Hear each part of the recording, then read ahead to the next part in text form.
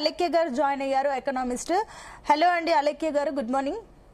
నమస్తే అండి, good morning. Yes Alekhya గారు, సో మీ అబ్జర్వేషన్స్ ఏంటి బడ్జెట్ పైన? అండ్ ఇంకొకటి, ప్రెసెంట్ మన ఇండియన్ ఎకనామిక్ సిచ్యువేషన్స్ ఏంటి? యాక్చువల్ గా ఇప్పుడు చూసుకుంటే మనకి ఉన్న మేజర్ ప్రాబ్లం ఏంటి అంటే గ్లోబల్ ఎకానమీలో రూపీ అన్నది ఎప్పటికప్పుడు తగ్గిపోతా ఉంది. మనం ఆల్ టైమ్ లో 92 రూపీస్ లో ఉన్నాం ఇప్పుడు, $1 తో కంపేర్ చేసుకుంటే.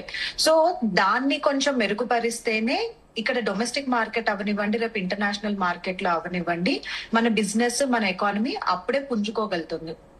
సో దీనికోసం అని చెప్పి వాళ్ళు మనీ సప్లై పెంచడం కోసమో, లేకపోతే ఇన్వెస్టర్స్ కి కొంచెం ఎక్కువ సపోర్ట్ గా ఉండేలాగానో బడ్జెట్ తీసుకొస్తే బాగుంటుంది. రీఫార్మ్స్ అన్నది మనం ఖచ్చితంగా చాలా చూస్తాము.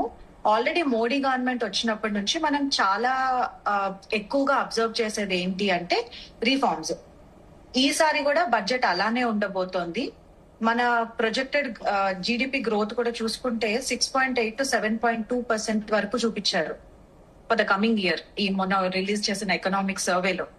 సో ఇప్పుడున్న ఇంటర్నేషనల్ ఇన్స్టెబిలిటీ అంతా కంపేర్ చేసుకుంటే మన ఆల్రెడీ 2026 లో ఒక హ్యూజ్ ఎకనామిక్ క్రైసిస్ ప్రెడిక్ట్ చేస్తున్నారు ఎకనామిస్ట్ అందరూ. ఇది 2008 క్రైసిస్ కంటే ఘోరంగా ఉంటుంది అన్న ప్రెడిక్షన్స్ కూడా ఉన్నాయి.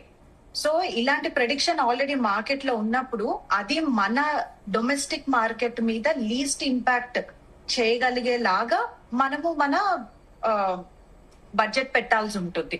సో దాన్ని బట్టే ఇన్వెస్టర్స్ సేఫ్ ఉంటారు, దాన్ని బట్టే డొమెస్టిక్ మార్కెట్ సేఫ్ ఉంటుంది, దాన్ని బట్టే కన్స్యూమర్స్, కామన్ మ్యాన్ కూడా సేఫ్ ఉంటాడు అనమాట.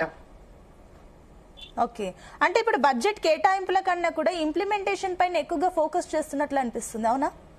అది ఎప్పుడు అంతే అండి. బడ్జెట్ ఇవ్వటం వరకు ఒకటి ఏమవుతుందంటే ఇంప్లిమెంటేషన్ పార్ట్ లో ఇప్పుడు ఎడ్యుకేషన్ చూసుకుంటే ఇంకా మనం 2 to 3% లోనే ఉన్నాం. హెల్త్ సెక్టర్ చూసుకుంటే ఇంకా 3% ఆఫ్ ద జీడిపినే మనం అలాట్ చేస్తూ వస్తున్నాం బడ్జెట్ లో. సో ఈ నెంబర్స్ ఇవ్వటం వరకు ఒక ఎత్తు, దాని తర్వాత దాని ఇంప్లిమెంటేషన్ కరెక్ట్ గా ఏ సెక్టార్ కి వాళ్ళు ఎంత కేటాయించారో ఆ సెక్టార్ కి అది గ్రోత్ చూడగలిగారా లేదా అన్నది మేజర్ ఛాలెంజ్ అవుతుంది. అందులోనూ మనకున్న ఈ హ్యూజ్ పాపులేషన్ లో, ఈ వాస్ట్ బ్యూరోక్రటిక్ సిస్టమ్ లో ఇది ఇంకా డిఫికల్ట్ అవుతుంది అనమాట. ఓకే అండి. సుభాష్ బాబు గారు, సో గ్లోబల్ సిచ్యువేషన్స్ ఎట్లా ఉన్నాయి అనుకోవచ్చు?